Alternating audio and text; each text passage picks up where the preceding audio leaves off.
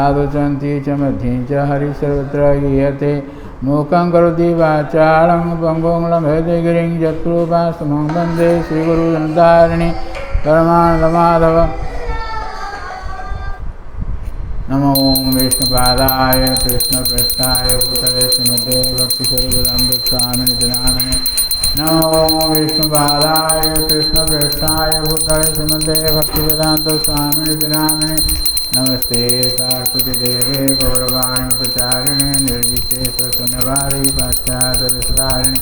पंचाकल्पतरुभ्यश्च कृपासिन्धुभ्येव जगतां पावनेभ्यो वैष्णवेभ्यो नमो नमः। वृन्दाय गुरुदेवाय प्रियैकेशुभ्यश्च विष्णुभगवते सरस्वती नमो नमः। मनोजवं मारुततुल्यवेगं जितेन्द्रियं बुद्धिमतां वरिष्ठं वातात्मजं वानरयूथमुख्यं श्रीरामदूतं शरणं प्रपद्ये। श्रीरामदूतं शरणं प्रपद्ये। श्रीरामदूतं शरणं प्रपद्ये। श्रीरामदूतं श्यामलकोमलाङ्गं सीतासमारोपितवामभागं प्राणोर्मासायकचारुतापं नमामि रामं रघुवंशनाथं। नमामि रामं रघुवंशनाथं। नमामि रामं रघुवंशनाथं। हे कृष्ण चैतन्य प्रभु नित्यानंद श्री अद्वैत गदाधर श्रीवासादि गौरभक्तवृन्द। श्री कृष्ण चैतन्य प्रभु नित्यानंद श्री अद्वैत गदाधर श्रीवासादि गौरभक्तवृन्द। हरे कृष्ण कृष्ण कृष्ण हरे हरे हरे राम राम राम हरे हरे। हरे कृष्ण कृष्ण कृष्ण हरे हरे हरे राम राम राम हरे हरे। दुर्गमे प्रथमे अन्धस्य स्फलत्वाद्गते मोहो स्वकृपा दृष्टिदानेन सन्तु सन्तु अवलम्बनं। नष्टप्रायेषु अभद्रेषु नित्यं भागवत सेवया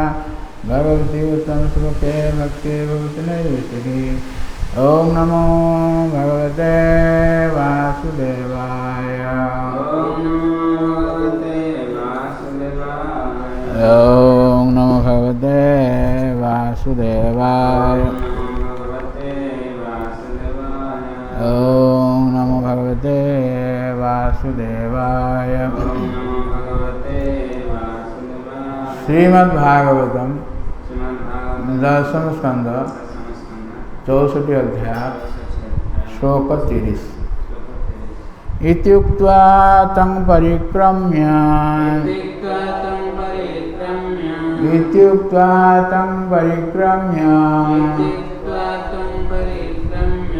पादौ स्पृष्ट्वा स्वमौलिना पादौ स्पृष्ट्वा स्वमौलिना अनुज्ञातो विमानाग्र्य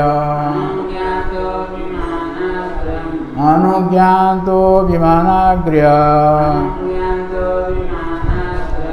मारुहात् पश्यतां नृणाम् आरुहात् पश्यतां नृणाम्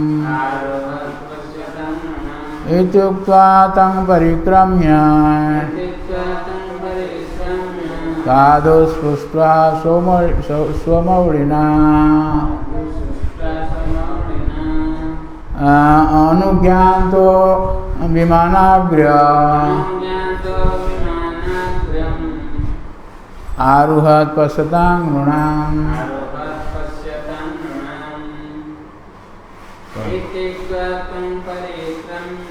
इत्युक्त्वा तं परिक्रम्य पादौ स्पृष्ट्वा स्वमौलिना अनुज्ञातो विमानाग्रम्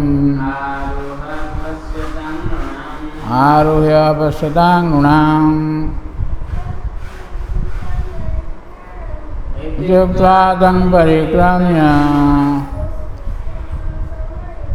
पादौ स्पृष्ट्वा स्वमौलिना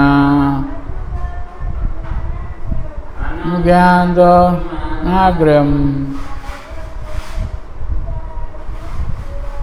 आरुह्य सोमनाम् इत्युक्त्वा तं परिक्रम्य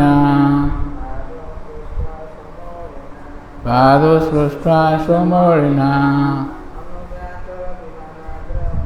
अनुज्ञातो नाग्रम्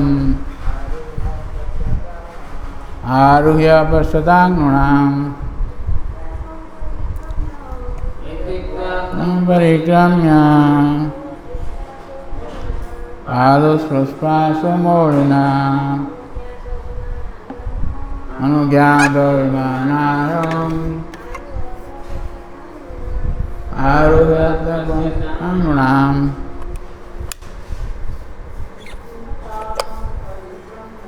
इत्युक्त्वा तं परिक्रम्य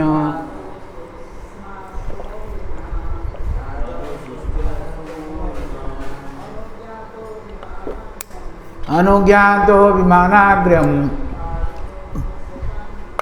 आरुह्य पश्यतां नृणाम्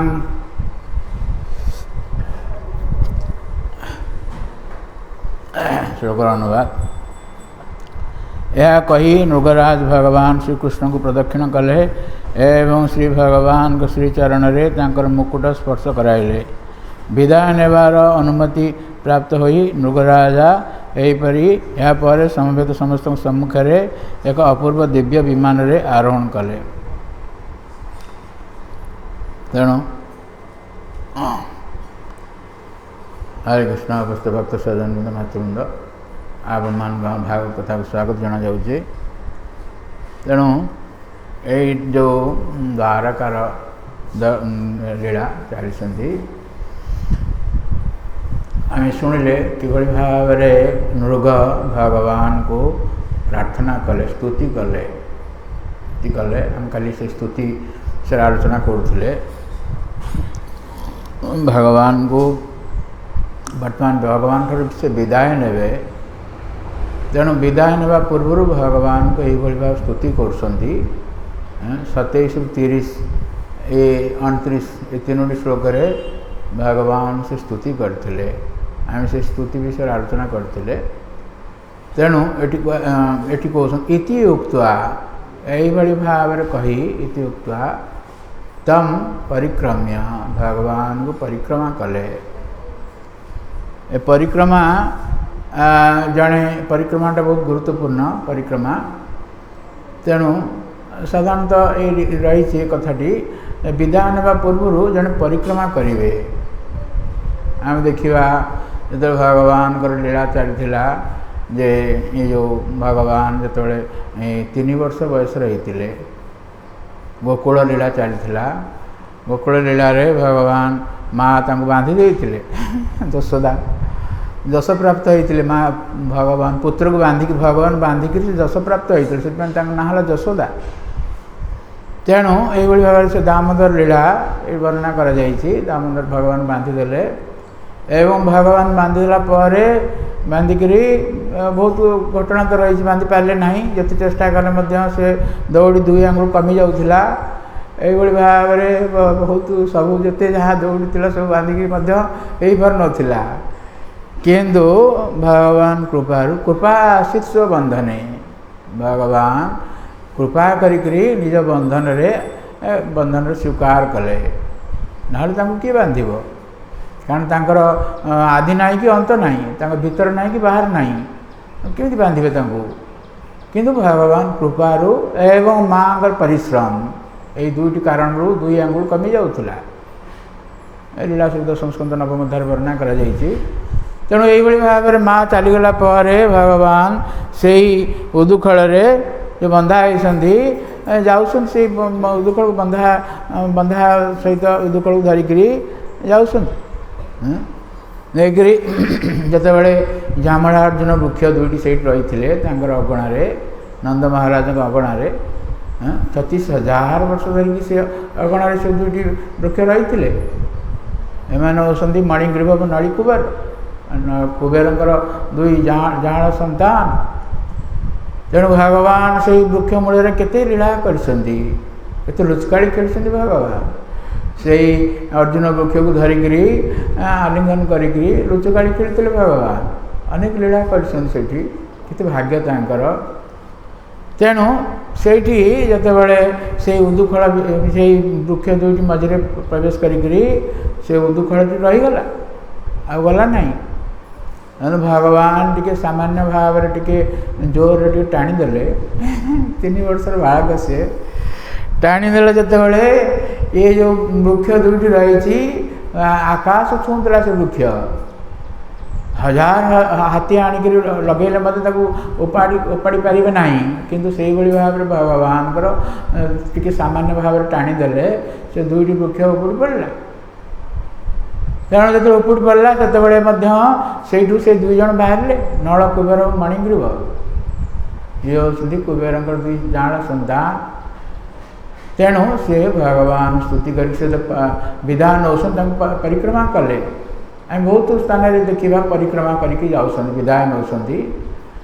तेणु यही 2 जन जितेबाला भगवान प्रार्थना कर शुणिले नृगंकर स्तुति से भाव में स्तुति रही बहुत सुंदर स्तुति से कर स्तुति को आलोचना करवा जो कहते जे कौन ना वाणी गुणानुकथने श्रवणौ कथायां हस्तौ च कर्म सुमना तव पादयोर्नः स्मृत्या शिर तव निवास जगत प्रणामे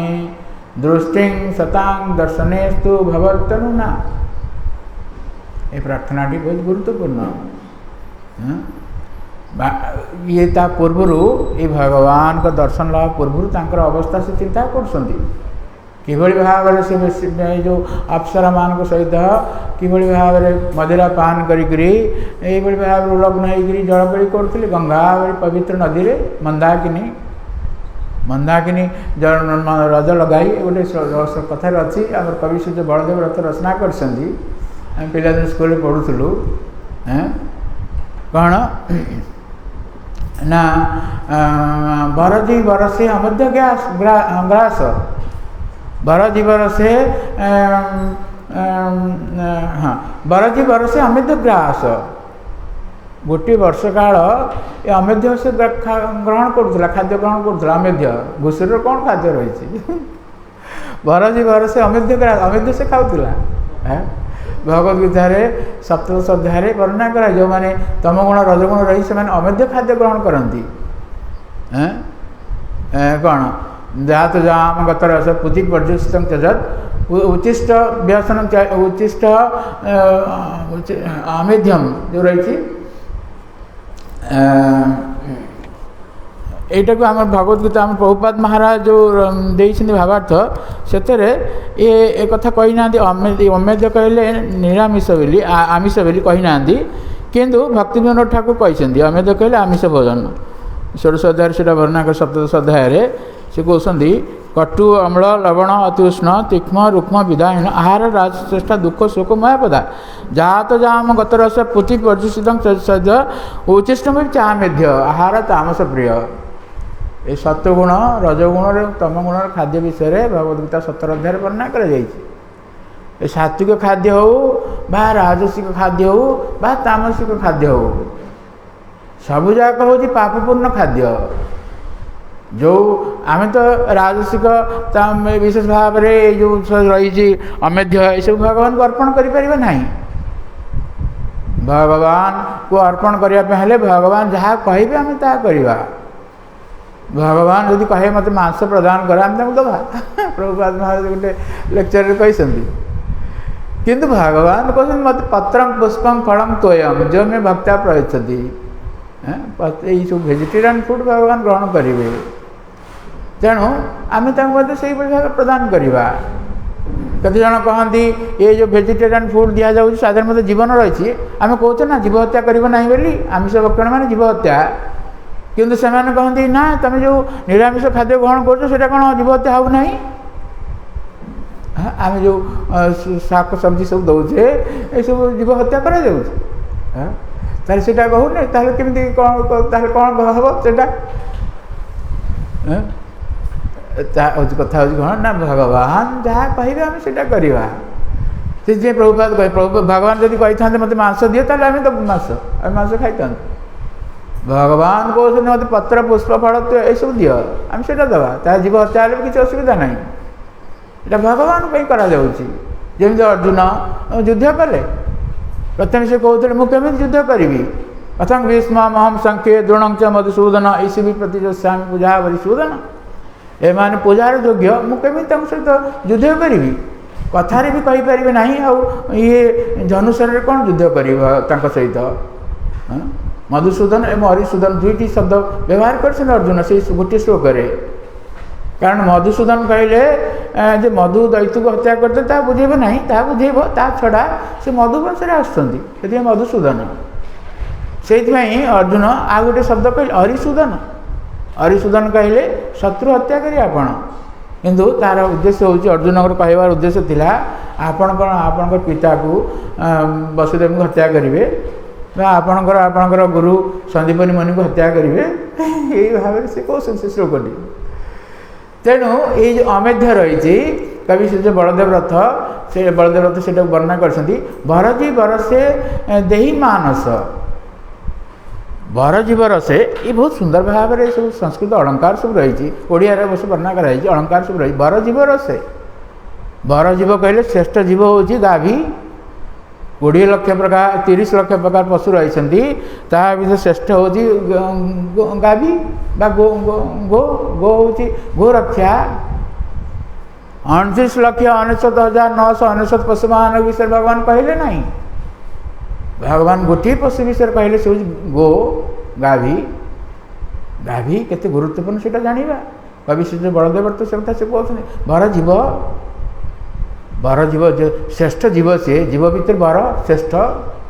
ଏଭଳି କୌଣସି ଜୀବ ନାହିଁ ଯାହାର ସବୁକିଛି କ'ଣ ପବିତ୍ର, ତାର ବିଷ୍ଠା ମଧ୍ୟ ପବିତ୍ର। ଆଉ କୌଣସି ଜୀବ 84 ଲକ୍ଷ ପ୍ରକାର ଜୀବ ଭିତରେ କୌଣସି ଜୀବଙ୍କର ବିଷ୍ଠା ପବିତ୍ର ନୁହଁ। ଦେବତାମାନଙ୍କଠୁ ଆରମ୍ଭ କରି ଯେତେ ଯାହା ହଉନା ଦେବତାଙ୍କର ମଳ ନାହିଁ, ତାଙ୍କର ବିଷ୍ଠା ନାହିଁ। କିନ୍ତୁ ଉନ୍ନତ ଲୋକମାନଙ୍କର ତାଙ୍କର ସବୁ ମଳ ନାହିଁ। କିନ୍ତୁ ଆମର ଏଇ ପୃଥିବୀ ପୃଷ୍ଠରେ ମଧ୍ୟ କେତେଜଣ ଜୀବ ଅଛନ୍ତି ତାଙ୍କର ମଳ ନାହିଁ। ଯେମିତି ବୃକ୍ଷଲତା ହେଇଥାଏ ତାଙ୍କର ମଳ ଅଛି, ସେମାନେ ଖାଦ୍ୟ ଗ୍ରହଣ କରୁଛନ୍ତି କିନ୍ତୁ ତାଙ୍କର ମଳ ନାହିଁ। କିନ୍ତୁ ଯାହା ହଉ ଯେତେ ଉନ୍ନତ ଲୋକ ହେଲେ ମଧ୍ୟ, ଯେତେ ଶ୍ରେଷ୍ଠ ଲୋକ ହେଲେ ମଧ୍ୟ କିନ୍ତୁ ତାଙ୍କର ବିଷ୍ଠାଟା ପବିତ୍ର ନୁହଁ। କିନ୍ତୁ ଗାଭୀ ଏଭଳି ପଶୁ, ଏଭଳି ଜୀବ, ତାଙ୍କର ମଳ ମଧ୍ୟ ପବିତ୍ର। ଆଉ ଅନ୍ୟ କଥା କ'ଣ କହିବା, ସବୁକିଛି ପବିତ୍ର ତାଙ୍କର। ଗାଭୀ ଗୋମାତା ରହିଛନ୍ତି, ଭଗବାନ ସେଥିପାଇଁ କହିଲେ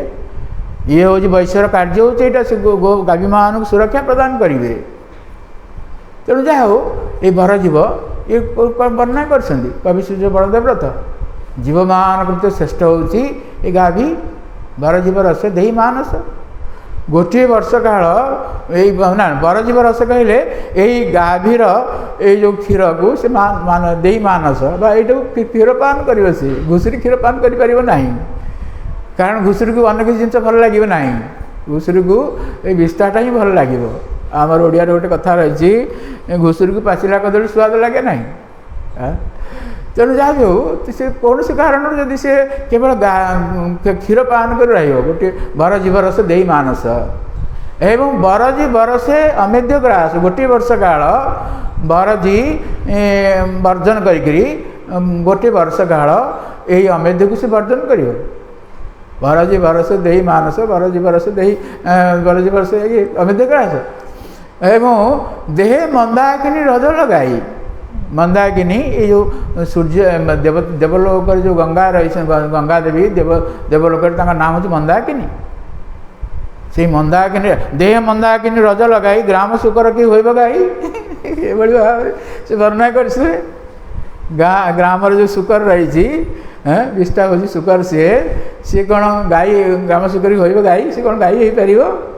जने हसिबे यही तो फल से रचना कर श्लोकटी पाठ पढ़ुलु स्कूल जन हसिबे किंतु जो रही बलदेव रथ जदिव कवि सम्राट बोली जो कहुच्छी बलदेव रथ कवि सूर्य बलदेव रथ कवि सम्राट होती उपेन्द्र भंज किंतु बलदेव रथ को जना नहीं जे यहाँ हो ये जो रही विभिन्न प्रकार जो स्वभाव रही स्वभावटा को परिवर्तन करहब ना जार जो स्वभाव से स्वभाव परिवर्तन कर ना किंतु परिवर्तन हो पार किभली हम ना भगवान को शरण में गले भगवान को शरण में गले ये जो स्वभाव मध्य परिवर्तित हो आमर कुंती रानी कुंतीकर शिक्षा रे प्रभुपाद महाराज गोटे लेक्चर देते से वर्णना कर जो रही प्रथम स्कंद अष्टम अध्याय 26 श्लोक कुंती देवी भगवान स्तुति कर गोटे स्तुति रही जे कौन ना से स्तुति रे प्रभुपाद महाराज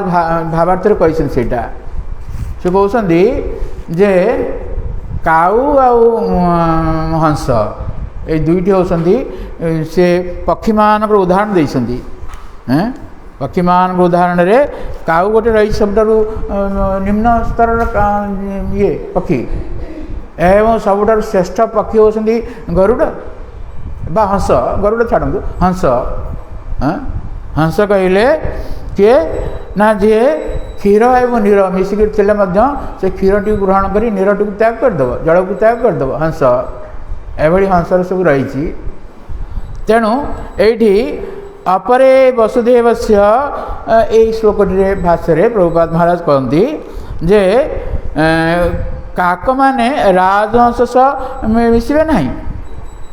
काऊ आ हंस ये मिसी पारे पूरा विपरीत से सब तद्रूप मानव समाज रे काक सदृश एवं राजहंस सदृश व्यक्ति अटंती मानव समाज मध्य रही काक सदृश व्यक्ति रही राजहंस सदृश व्यक्ति रही देखा सामान देखा कि तफात रही राजहंस जातीय व्यक्ति माने कृष्ण भावना केन्द्र को आसवे जोठारे कि सबकि शुद्ध तथा स्वच्छ अटे जोठारे उत्तम शास्त्र दिव्य प्रसाद उत्तम शिक्षा उत्तम बुद्धि आदि सबकि उत्तम तथा विशुद्ध जिनस अच्छे ये भल लगे ना पुआ काक प्रकृत स्वभाव लोक मान भल लगे ना यहाँ हंस स्वभाव व्यक्ति मान यहाँ भल लगे से आसवे तत्संगे संगे काक जातीय व्यक्ति माने क्लब पार्टी तथा अश्लील नृत्य प्रदर्शित स्थान मानक जीवे आम देखते ये स्थान मध्य रही स्थान को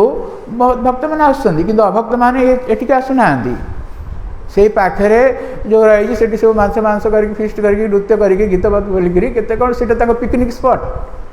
पिकनिक स्पॉट से एंजॉय कर भाव में कितु ये आसीपारना ये हमको प्रसाद दि जाए फ्री प्रसाद दि जाऊँगी तथापि से आसीपारना भल लगे ना से स्थान को सब जीवे एणु कृष्ण चेतना आंदोलन राजहंस जातीय व्यक्ति विशेष उद्दिष्ट यह काक जातीय व्यक्ति उद्दिष्ट नुहे राजहंस व्यक्ति मैंने सब आसवे जो मैंने कृष्ण चेतना ग्रहण कर राजहंस स्तर व्यक्ति मैंने किंतु आमे माने काक को श्वान रे परिणत कर दे पारिबो एटा होची बड़ कथा ए स्वभाव परिवर्तन नहीं पारिबो प्रभुपाद महाराज कहती आमे काकू को मध्य श्वान रे हंस रे परिणत कर दे पारिबो ताही आमर दर्शन ये कृष्ण चेतनार दर्शन होची एई बड़ी भाव रे जो माने काक थिले से माने वर्तमान राजहंस पर विचरण करसंती प्रभुपाद जीवा पूर्व पाश्चात्य जगत लोक माने कि भली थिले ये सब पाप कार्य लिप्त रही ये सब तंकर खाद्य पानीय सब आचार व्यवहार सबकि पापी व्यक्ति भाई रही सब किंतु प्रभुपाद आंदोलन में योगदान करी प्रभुपाद कृपारू किभली परिवर्तन होती देखु से माने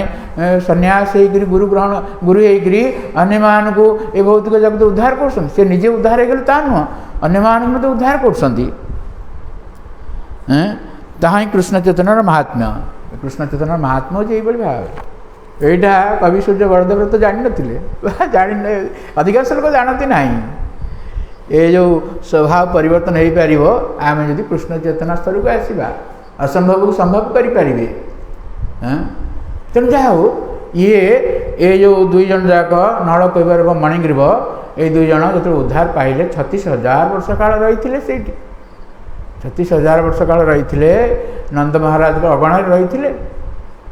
एवं भगवान दर्शन करते भगवान सबुदिन आसी से सब लीला करते पिला दिन छोट पिला आरंभ करते गुरुंडी गुरुंडी चलुते से दशम स्कंद अष्टम अध्याय सब लीला सब वर्णना कर देखुते नारद कृपारू से सब पूर्वजन्म स्मृति थिला सब मन रखी तेणु भगवान का दर्शन करी से धन्य हो जाते तेणु जिते आज से उद्धार पाइले से माने भगवान स्तुति कर स्तुति से कहते बाणी गुणानुकथने श्रवण कथाया ता पूर्वर बाणी जो कथा कहते केते कौन कथा कहते अनेक कथा कहते किंतु भागवत कथा कहते ये भाव से श्लोकटी कहते प्रार्थना कर भागवत में आरंभ में सुखदेव गोस्वामी से कथा कही परीक्षित महाराज प्रश्न थिला कौन आमर कर्तव्य एवं कौटा करने कथा नुह ये प्रश्न थिला ये प्रश्न उत्तर रे सुखदेव गोस्वामी द्वितीय स्कंद प्रथम अध्याय जो कथा कहते प्रथमे कहते जोटा करने कथा नुह कहीं ना शतकड़ा 99 भाग लोक जहाँ करने कथा नुह ता ही कर शतव्यादिनी राजेन्द्र नृणांग सन्ति सहस्रश अपश्यतात्मतत्व गृहेशु गृहमेदिना हजार हजार कथा शुणुंट शतव्यादिनी राजेन्द्र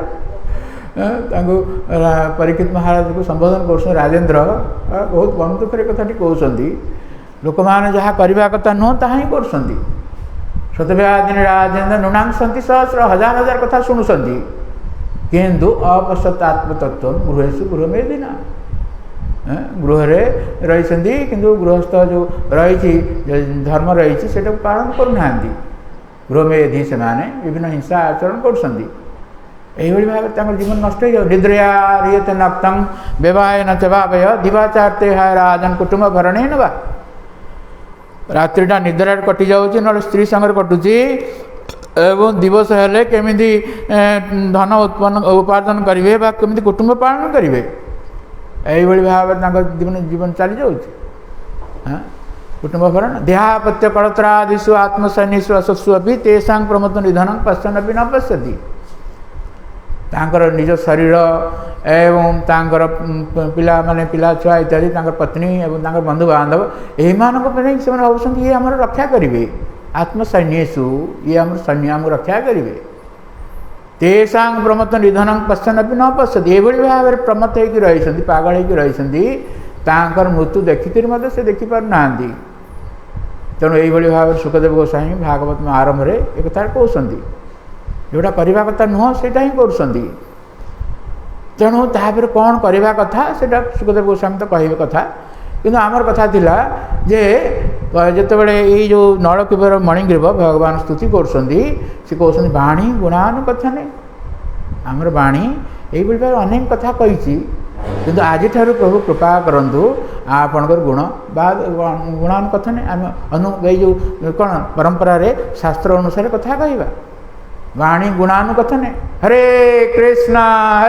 कृष्णा कृष्णा हरे हरे हरे राम राम वाणी गुणानुकथन श्रवणौ कथाया वाणी एक वचन कहले श्रवणौ दुई वचन कहले आमर गोटे जुहा रही कि जुहा जदि गोटे से दुईटा कार्य करुँची जुहाटा कर्मेन्द्रिय जीव और ज्ञानेन्द्रिय जीव आउ सब इंद्रिय माने किए कर्मेन्द्रिय रही कि ज्ञानेन्द्रिय रही किंतु जुहा गोटे एभली इंद्रिय जे कि एकाधारे दुईटी जाक कार्य कर कर्मेन्द्रिय कार्य कर जो कथा होची एटा कर्मेन्द्रिय कार्य एवं रसना जो रस ग्रहण करुँची सेटा होची ज्ञानेन्द्रिय कार्य जुहा एभली भगवान दे गोटे इंद्रिय आमको देते ये जुहा बहुत गुरुत्वपूर्ण तेणु ये जुहाटा को आम ये भाव व्यवहार कर रसना जो बहुत प्रकार लोक मैंने जो खाद्य ग्रहण करने केते प्रकार खाद्य लोक मैंने जीव को हत्या कर दौरान जुहा को आनंद देवाई जीवन नहीं जाऊँगी किंतु जुहा को आनंद देवाई जुहा इंद्रिय एभली रही तेणु जुहा से भक्तिनाथ ठाकुर कहले आमर जिते इंद्रिय मान रही भितर जुहाटा हूँ लोभमय सुदुर्मति लोभमय एवं सुदुर्मति जुहा ताके जो कठिन संसार जो अन्य इंद्रिय मान को जितवा सहज भागवतम रे ये श्लोकटी 21 स्कंद 8 अध्याय भगवान कहते उद्धव को ये जो जुहा इंद्रिय जो रही ये इंद्रिय को जुहा इंद्रिय को जय करवा बहुत कष्ट अन्य सब इंद्रिय मान को जड़े जय कर जाई पारिबो किंतु जदि जुहा इंद्रिय को जय करना ताहले से कौन सी इंद्रिय को जय करना बोली कह भगवान कथा एक कथा कहते 21 स्कंद 8 अध्याय ये श्लोक रही तेणु से कहते कौन ना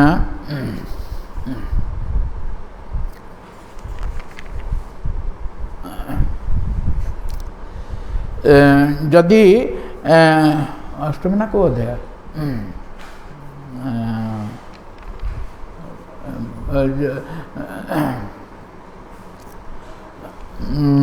कौन जिते इंद्रिय मान अच्छा आ गोटे को अध्याय से जिते इंद्रिय सब रही अन्य सब इंद्रिय मान को जय किंतु जदि से जुहा इंद्रिय को जय करना ताहले बुझा पड़े से कौन से इंद्रिय को जय करना श्लोक देख पाऊनी यही भाव में भगवान कहते उद्धव कहते से श्लोकटी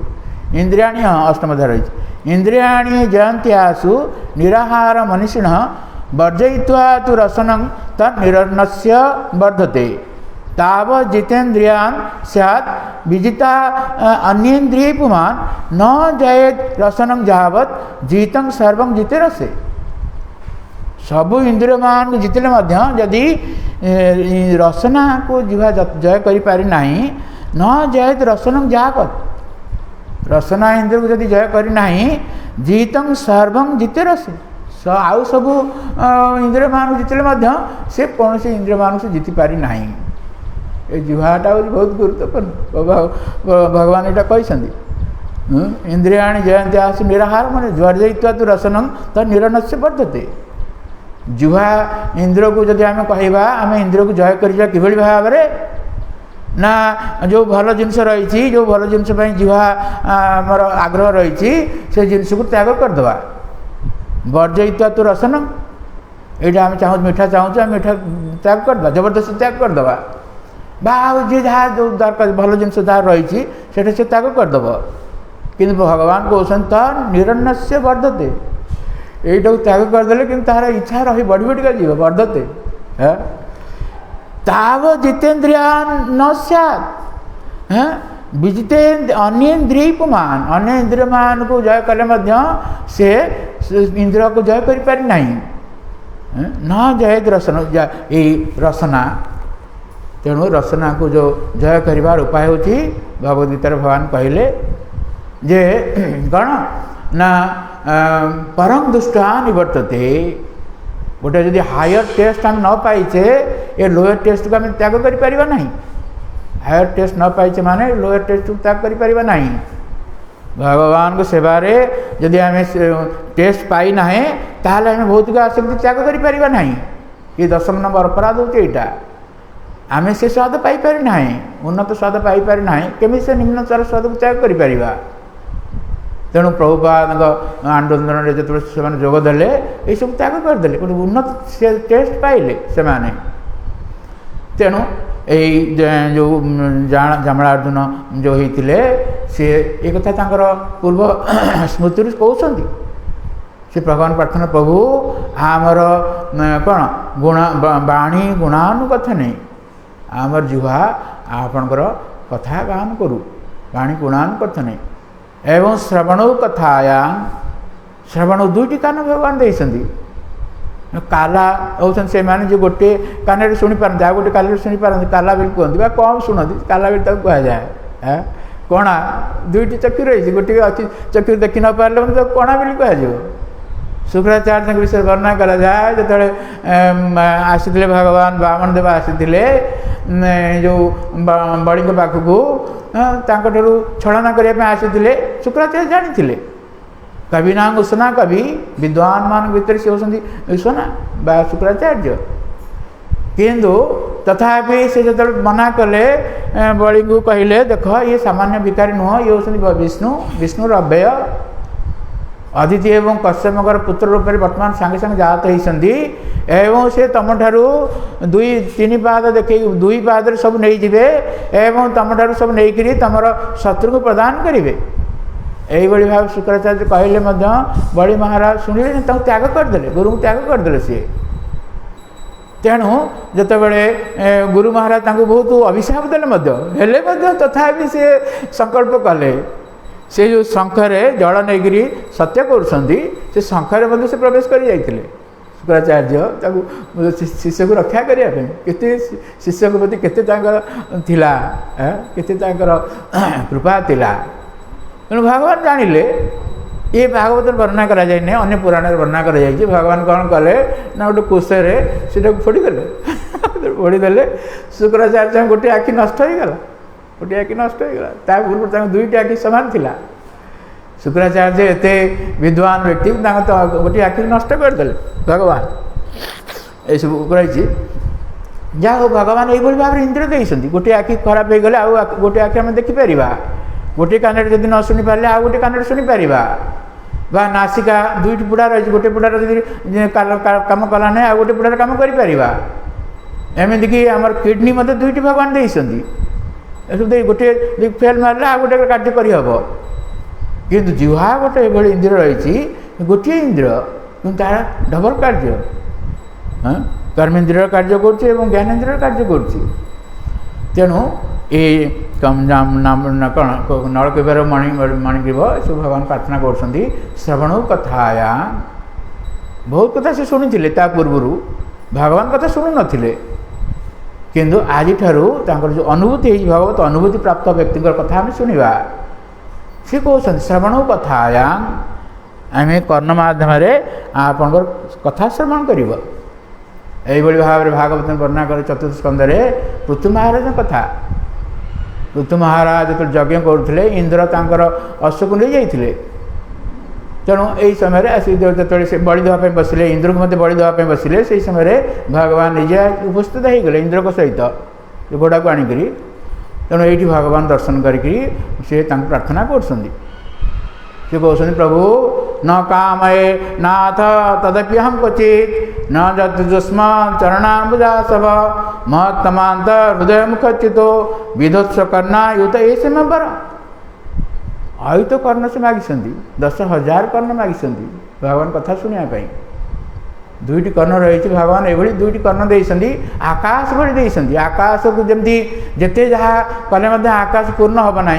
सेमती दुईटी कर्ण जिते जहाँ कथा आसिले से कर्ण पूर्ण हम ना ये भाव भगवान सृष्टि कर कर्ण को कि तथापि ये जो रही भगवान जन अवतार पृथु महाराज जन भगवान अवतार किंतु सी भगवान प्रार्थना कर प्रभु मत 10,000 कर्ण दिंतु कहीं ना आम आपण कथा श्रवण करूँ श्रवण कथा आपण कथा श्रवण करूँ आज मणिग्रीव नलकूपर भगवत अनुभूति लाभ करी से प्रार्थना कर प्रभु आमे आपण कथा श्रवण करूँ। तेणु प्रभुपाद महाराज व्यवस्था कर सकाल 8 ରୁ 9 संध्या 7 ରୁ 8 जहाँ गीता सकाल भागवत संध्या बेले गीता श्रवण करने प्रभुपाद व्यवस्था कर श्रवणटा बहुत गुरुत्वपूर्ण बहुत जरूरी। श्रवण कथायाम आई से अनुभूति लाभ कर प्रार्थना कर श्रवण कथायाम एवं हस्तौ च कर्मसु मन तब पादयोर्न हस्त दुईटी हस्त भगवान देइछन्ति गोटे हाथ काम न कले आ गोटे हाथ जड़े कम कर दुईटी हाथ दे भगवान स्टाण्ड बाय दे गोटे हाथ में जार गोटे हाथ से गोटे हाथ में सब कार्य करुच्ची तेणु हस्त हूँ कर्मसु भगवान कर्म भगवान को उद्देश्य जो रही विभिन्न प्रकार कर्म प्रभुपाद महाराज व्यवस्था कर कौन सब आम कर्म करवा भगवान भगवान सबकि भगवान को अर्पण करवा। तेणु हस्त हूँ कर्मसु मन तब पाद न मनटा आपण पाद पद्म सब रो मनटा जिते इंद्रिय सब रही मन हूँ राजा मन षष्ठान इंद्रियाणी इंद्रिय मान भीतर मन हूँ राजा। तेणु मन को जदि आम ठीक भाव में व्यवहार कर उपयुक्त भाव में कंट्रोल करें ताहले आम सब इंद्रिय मान को कंट्रोल करें। तेणु यही मनटा को सब भगवान पादपद्म लगेगा मन तब पादयोर्न भगवान पादपद्म लगे। अम्बरीश महाराज से कथा कहते से कार्य करुले से भाव में भक्तिर 9टी जगह अंग से पालन करते सभी मन कृष्ण पदार बिंदय मन को भगवान पादपद्म लगाउले एवं भगवत गीतार मध्य भगवान कहले अंतिम ये 4टी जिनस आम करवा आउ कि न पारे ये 4टी कले भगवान पाइबा कौन ना मनरे मत चिंता कर मनमना भव माने कौन हम चिंता करिया भगवान विषय रे भगवान कथा जो न श्रवण न करवा ताले कौन चिंता करिया भगवान विषय रे। तेणु से अर्जुन पचारे प्रभु केशु केशु च भावेषु चिंतसी भगवान मया मुझे आपण विषय चिंता करें भगवद्गीता 10 अध्याय भगवान अर्जुन पचारे भगवान प्रश्न पचारे। तेणु विस्तारणात् मनोयोग विभूति च जनार्दन प्रभु आपणकर विभूति बा आत्मयोग विषय विस्तार भाव में मत कहतु जो जहाँफल कि मुझे सब चिंता करी केशु केशु भाव चिंतसी भगवान माया केमी मुझे विषय चिंता करी सब। तेणु भगवान विभूति विषय कहले विभूति विषय जो 10 अध्याय कहले थियोरिटिकली कहले 11 अध्याय प्रैक्टिकल देखले विश्वरूप देखले भगवान जहाँ सब कही 10 अध्याय थियोरिटिकली प्रैक्टिकल देखईदे सेटा एवं अंतिम कहते 11 अध्याय अर्जुन मु तुम कौन तुम विभूति विषय कहबी अथवा कौने तेन कि ज्ञातेन तवार्जुन विष्टभ्या मिदम कृष्णम एकासन स्थित जगत एति जानी रख ये जो भौतिक जगत रे जो जी जिनस रही सब वर्णना करना एते विभूति रही किंतु तथापि ये भगवान समग्र सृष्टिर 4 भाग भागे 1/4 तेणु भगवान विभूति शेष हम ना। तेणु भगवान गुणगान कर अनंत देव 2 स्कंद 7 अध्याय वर्णना कर भगवान गुणगान कर शेष अधुना भी समवस्थित नाश्य पारम ये पर्यंत शेष हो ना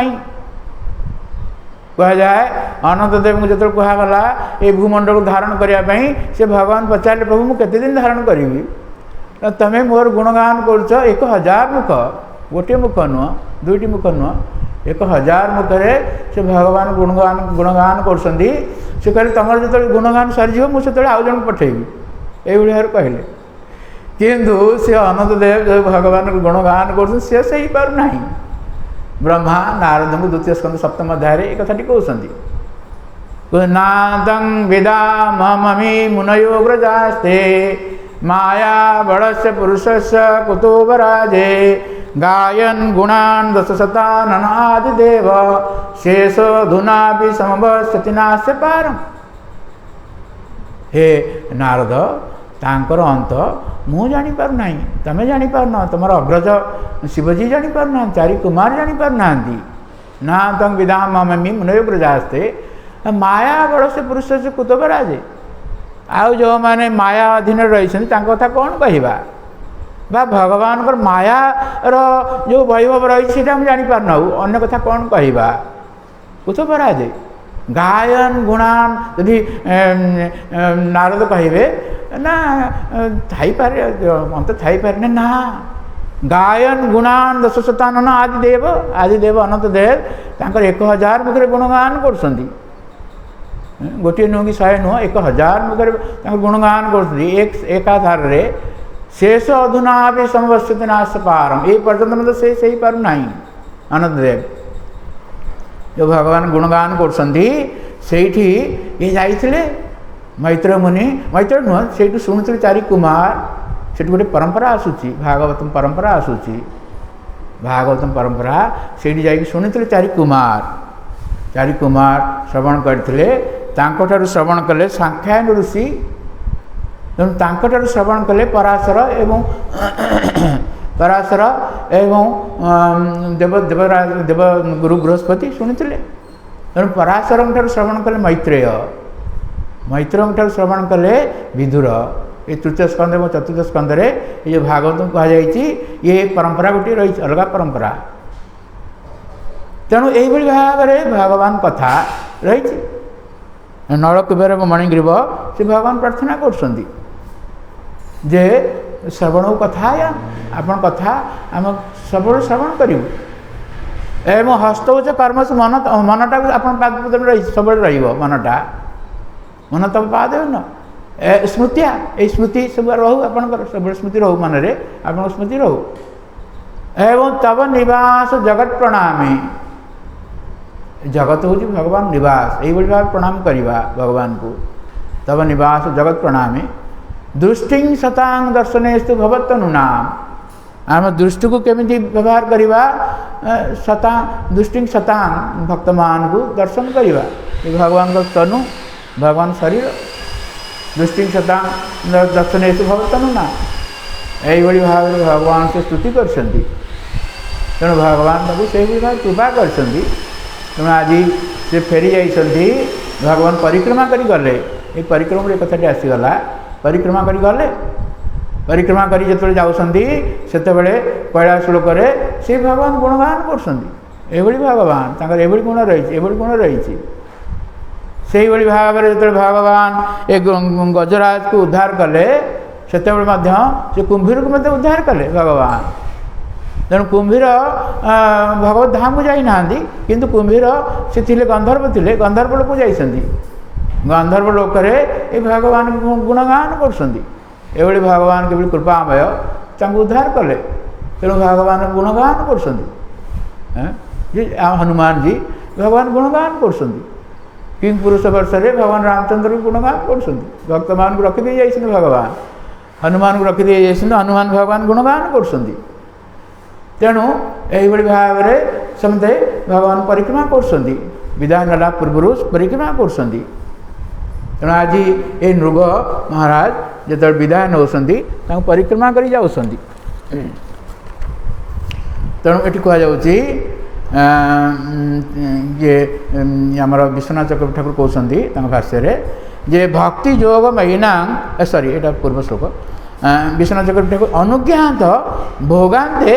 मां प्राप्स्यसि इति आदिष्ट भगवान तांको अनुज्ञा प्रदान जो कले भगवान अनुज्ञा नौ ना भगवान विधान नापी प्रार्थना कर स्तुति करके गले भगवान प्रदक्षिण कर गले तेणु भगवान जो विदाय दौरान अनुज्ञात जो विदाय दौरान सी कहते भोगान्ते मां प्राप्स्यसि इति आदिष्ट यही जो रही स्वर्गलोक जो मैंने नौ जन्म नौ पाखापाखि से 10,000 वर्ष जीवन यापन करती भोग तीतंग भुक्त स्वर्गलोकम विशालम से अनेक प्रकार भोग रही विशाल शब्द व्यवहार कर भगवती नवम अध्याय भगवान ये रही उपभोग सब रही भोग रही भोगजनी से तेणु भगवान कहले भोगान्ते भोग जिते भौतिक जगत जिते भोग है शेष हो अंत रही आद्यंत बंत कौंते शेष हो तेणु भगवान मतलब से कथा कहले भोगान्ते मां प्राप्स्यसि भगवान तो कृपा कले भोगर अंतर मत तेणु प्राप्त हम इति आदिष्ट तेणु ये जो प्रथम भोग मिलूला नृग महाराज मत जमराज कही जमराज नृग जो जाते से नरक को जाई नथिले जमराज जो पुरी रही संजीवनीपुर पुरी से जाते जमराज स्पेशल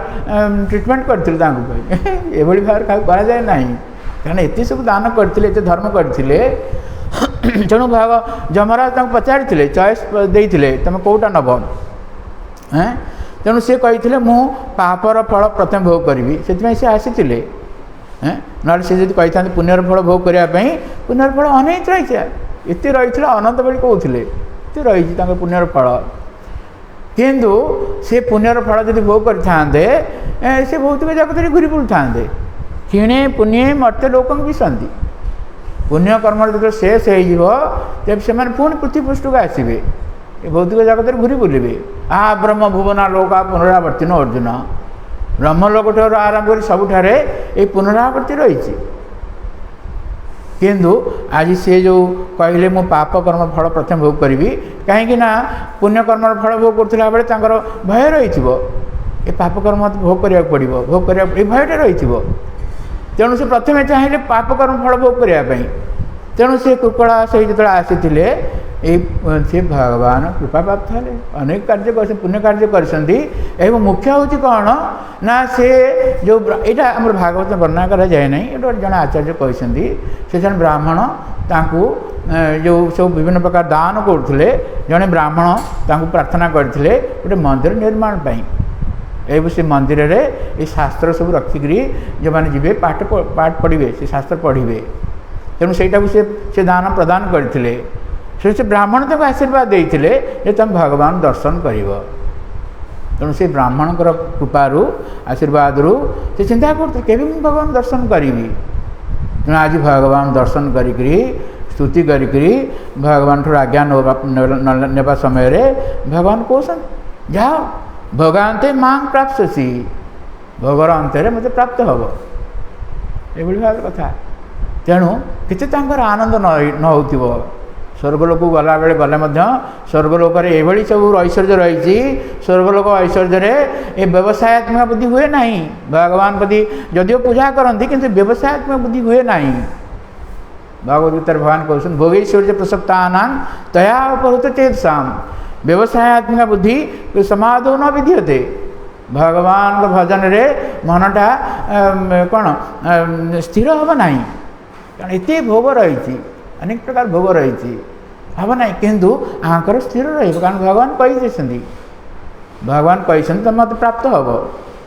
तेणु से चिंता करुवे केवे भोग शेष हम के भगवान धाम को जी ये भगवान तो कृपा कर तेणु ये सनातन गोस्वामी कहते विमाने भी अग्रे श्रेष्ठम श्रेष्ठ विमान कौट आसला भगवान प्रदान कले ये जो शरीर प्राप्त है कौट से आसला से तो एंडुओ शरीर थे झिटिपिटी शरीर थे ये दिव्य शरीर केमी प्राप्त है देवलोक देवता गोटे श्रेष्ठ देवता शरीर प्राप्त है कौट प्राप्त है कौट से शरीर आसला कि भगवान को ये भाव शक्ति रही तेणु यहाँ जो मैंने भक्त नुहति से बुझीपारे से सब मनगढ़ा जिनस कि भक्त मैंने यहाँ बुझे तेणु विमान भी अग्रे कहले श्रेष्ठम श्रेष्ठ विमान तक प्रदान करागला गोटे विमान प्रदान करागला से विमान से जी एवं भगवदीयत्वात् पश्चाता नृणां आश्चर्येण सर्वलोके से सब भगवान से प्रदान कर बहुत जादव माने अन्य मान सब उपस्थित से रही ये लीला सब देखुं कारण आप भगवान तंकर शिक्षा देवे भगवान शिक्षा देवे से सब देखुं पश्चाता नृणां आश्चर्येण सर्वलोके आश्चर्य हो जाती मृग थे ये सब चिंता आश्चर्य होती आश्चर्य सर्वलोके पश्यत्सु सत्सु तादृशस्या भी सद्य तादृश गते तेणु सांगे सांगे जदि जन प्रश्न कर कहीं से रहिले ना अधिक समय रहिले ना भगवान कहते भगवान जहाँ आज्ञा देवे से करवा भगवान आज्ञा अनुसार आम कार्य करवा आम निज मन मनमुटा कथा जब मिसईदेवा तार से असुविधा हो भगवान आज्ञा पालन करवा शुक्राचार्य से कथा कहले आमर जीवन सिद्धि से हम तब आज्ञा अनुपालन भगवान जहाँ आज्ञा देते करवा आम श्री श्रीमद राधाकुंद स्वामी महाराज कहती जड़े कहते जड़े भक्त कहते यदि भगवान मत डायरेक्ट कहे तुम यहाँ कर ताल मुझे करी ये भाव कहले तेणु राधाकुंद महाराज कहले तेणु भगवान जो कहते भगवद गीतार यहाँ कौन इनडायरेक्ट कहते भगवान गीतार जहाँ कह डायरेक्ट कहते अर्जुन के माध्यम आम सब कहते शिक्षा डायरेक्ट कहते भगवान इनडायरेक्टली कहना आम कहते तुम मत मन मत चिंता कर मनना भव मद भक्त मध्यादि मान नमस्कुरु तेणु यही भाव में आमर ये कथाटी शेष है पर श्लोकरू आमर कह भगवान कहे शिक्षा देवे ये शिक्षा रही ये शिक्षाटी प्रदान करेंगे कारण नृग महाराज ये भाव में अनेक भूल कर देइछन्ति ये प्रथम थर ये भूलटी कले ये भूल फल भोगिले ता नुह अनेक भूल करछन्ति किंतु भगवान व्यवस्था रे ये भूलटी धरा पड़ा धरा पड़े ये सब घटना है भगवान उद्देश्य हूँ कौन आ द्वारा आमको शिक्षा देवे ये ब्राह्मण संपत्ति यदि आम हरण करवा केते तार रही किसी तार असुविधा रही ये सब देखापी भगवान ये लीलाटी कर पर श्लोक भगवान कह 31-44 ये 14 श्लोक भगवान कहे शिक्षा प्रदान करेंगे नृग महाराज जीवन रू जो आम शिक्षा प्राप्त हेले से शिक्षाटी भगवान कहे तेणु आम कथा विश्राम देवा पूर्व आम 2 मिनट भगवान को नाम कीर्तन कर कथा विश्राम देवा।